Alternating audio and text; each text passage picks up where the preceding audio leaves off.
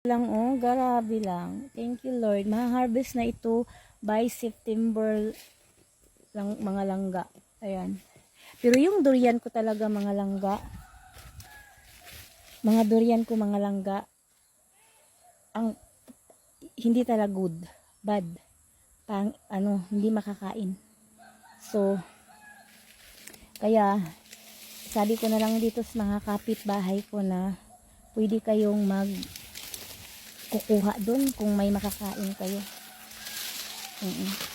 Kaya ganun yung sinasabi ko lang. Yun na lang yun ang sinasabi ko yan. Mainit na talaga lang, no?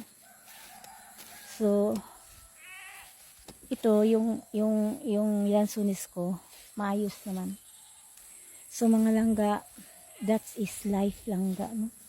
Ito talaga yung buhay natin na kailangan talaga ng laban lang everyday, no?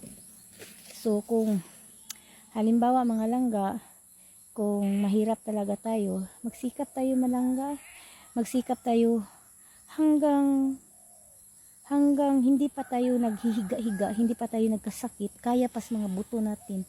Kahit matanda ka na, basta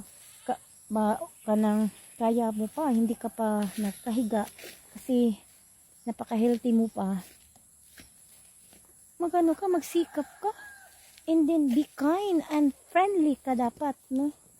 Kasi kapag lagi kang hingi na hingi, tapos hindi ka mapagbigyan, magagalit ka.